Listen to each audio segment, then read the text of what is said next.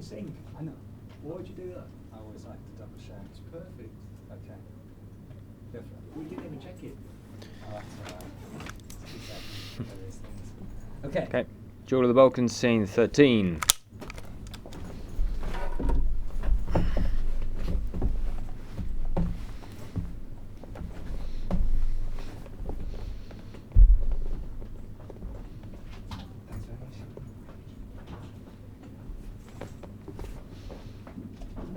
Can you tell us what your expectations are? Can you tell us about how you heard of the film, how you heard of the role? The first time I heard of the role was actually when I was offered the part, because I didn't know anything about the character until then. But I'd heard about the film beforehand. I'd seen it advertised for open auditions and ignored them, and seen another one and ignored it. And every time I kind of wanted to go along, that was something I was doing something else, couldn't make it. And eventually, months and months later, there was one that I could go to. And I turned out there was a room full of people, and I sat down and expected to stay there for 20 minutes or so and get up and do something, and I stayed there for about 4 hours and read pretty much every character that was going, apart from the one that I ended up playing because I didn't know anything about him. And what were your expectations for the role?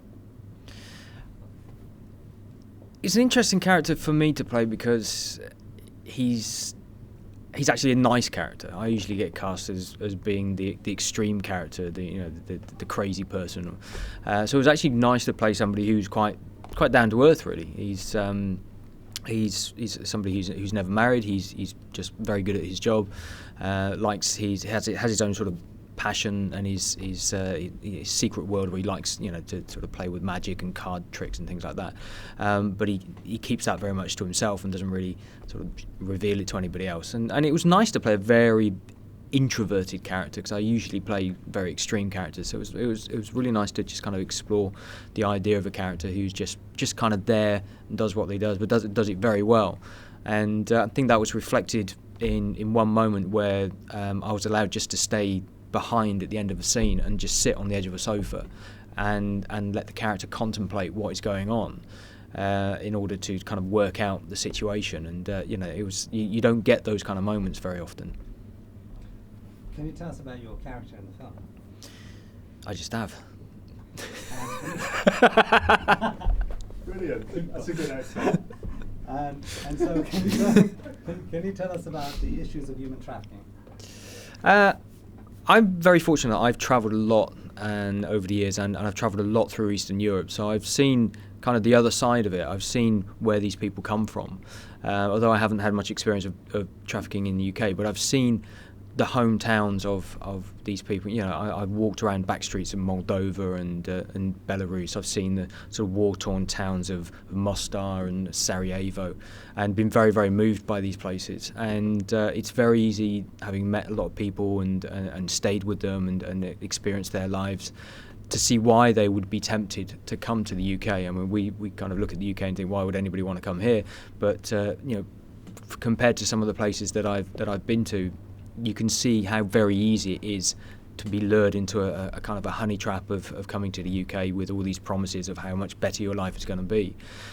So I can totally understand and totally sympathise with people why they would do it, and the shock, the enormity of the shock that it must be when they get there and find out actually that the situation is worse than the one that they've left, which has to be pretty drastic for them to want to give up everything they know and go to a country that they don't know anything about for a language that they probably can't speak as well. What was it like working with a first-time feature film director? I worked with many first-time feature film directors, and I enjoy the process because each one is kind of different. When you have a new director, they're finding their way as well as directing the film, and so you tend to get a lot more freedom. You get a lot more chance to explore the character in the way that you want to, and I enjoy that kind of. I love sort of improvising and playing around with text and playing around with the situation. I never really like doing the same thing on 2 consecutive takes, so it's nice for me to have the opportunity to really just relax into a role, into a part, and just see what happens. And you don't tend to get that on bigger budget films or with very experienced directors, because they know precisely what they want, and they're not willing to allow you to be that kind of flexible. Can you tell us a bit about the story?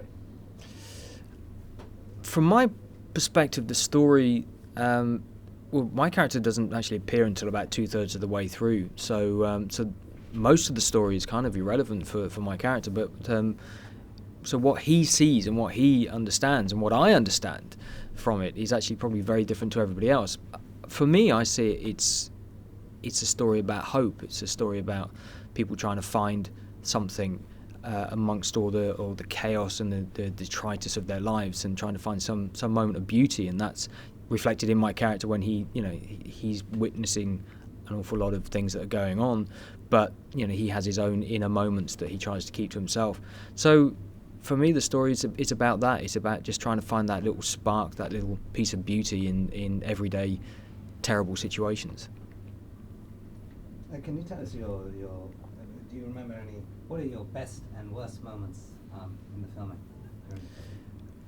My favourite moment was the one at the end of a scene, just sitting on the edge of a sofa and thinking through as the character what had just happened and how to resolve the situation, because he's a puzzle solver. Effectively, he has to come in and work out what has gone on and solve the mystery of the murder,